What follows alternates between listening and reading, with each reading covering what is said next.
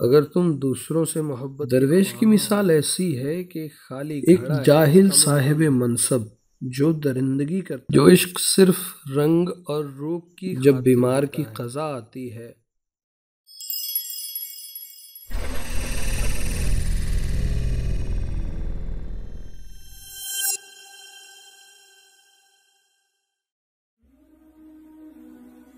احمد کی دوستی اور اس کی محبت سے دین اور دنیا دونوں ہی کا خون ہوتا ہے۔ جب بیمار کی قضا آتی ہے تو طبیب بھی بے وقوف ہو جاتا ہے۔ جو عشق صرف رنگ اور روپ کی خاطر ہوتا ہے وہ دراصل عشق نہیں بلکہ فسق ہے، اور اس کا انجام شرمندگی اور رسوائی کے سوا کچھ نہیں۔ کتنے ہی متقی ہو جاؤ مگر نفس سے کبھی بھی بے فکر نہ ہونا۔ کتا چاہے کتنا ہی تربیت یافتہ ہو جائے مگر اس کی گردن سے زنجیر الگ نہ کرو۔ ہر شر اور عیب بھی اپنی پیدائش کے لحاظ سے حکمت کا حامل ہے۔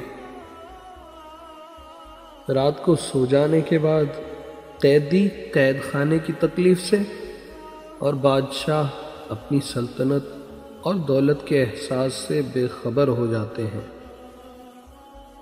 اللہ والوں کی باتیں سکون قلب عطا کرتی ہیں اور اہل ظاہر کی باتیں دل میں انتشار اور بے اطمینانی پیدا کرتی ہیں۔ جہاں بھی پانی دیکھو وہاں سبزہ ضرور ہوگا، اسی طرح جہاں آنسو ہوتے ہیں وہاں رحمت ضرور ہوتی ہے۔ جو شخص کسی گناہ کا طریقہ رائج کرتا ہے تو اس کی طرف ہر وقت لعنت آتی رہتی ہے۔ مرغ کی دشمن اس کی آنکھ ہے جو دانے پر حریص ہے، اور اس کی نجات وہ عقل ہے جو جال کو دیکھ لے۔ عدل کیا ہے؟ درختوں کو پانی دینا۔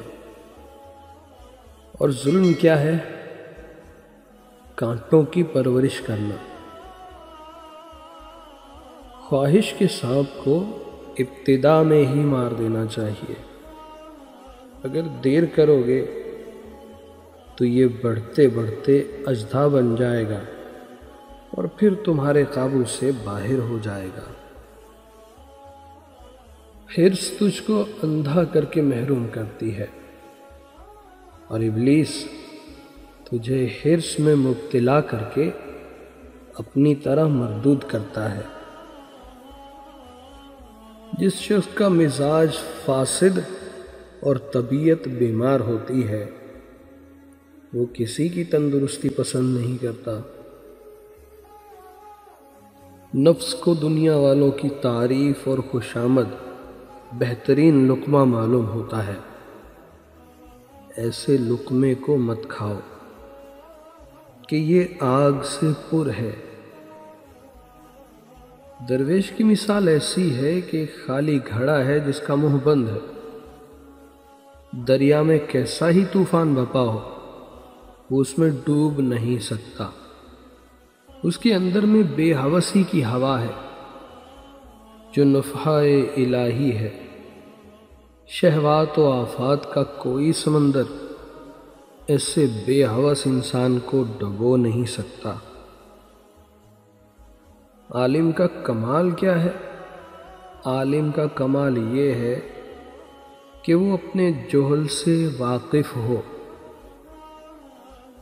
آفات نفس میں ایک بڑی آفت لوگوں سے اپنی مدح سننے کا چسکا ہے۔ پاک بازوں اور حق شناسوں سے مشورہ کرنا مفید رہتا ہے۔ طمع ایسی بری بلا ہے کہ آئینہ جو صفائے قلب سے ہر چیز کی اصلیت کو منعکس کرتا ہے، اگر اس پر بھی طمع غالب ہو تو وہ بھی منافق ہو جائے۔ جس سے کچھ غرض ہو اس کی صورت کو تو عمدہ دکھائے اور جس سے کچھ حاصل نہ ہو اس کو بدصورت دکھا دے۔ انسان کے افکار اس کی زندگی کے انداز کو متعین کرتے ہیں۔ اگر تم دوسروں سے محبت کے خواہاں ہو تو صرف محبت کا مطالبہ ہی نہ کرو بلکہ خود ان سے محبت کرو۔ اگر محبت میں خلوص ہو اور وہ محض نفسانی خواہش کا نتیجہ نہ ہو تو جس طرح عاشق معشوق کا طالب ہوتا ہے بالکل اسی طرح معشوق بھی عاشق کا جویا ہوتا ہے۔ دنیا میں بڑے سے بڑا شر انسان کی زاویہ نگاہ اور طرز عمل سے خیر عظیم کا باعث بن سکتا ہے۔ ایک جاہل صاحب منصب جو درندگی کرتا ہے وہ 100 درندے بھی نہیں کر سکتے۔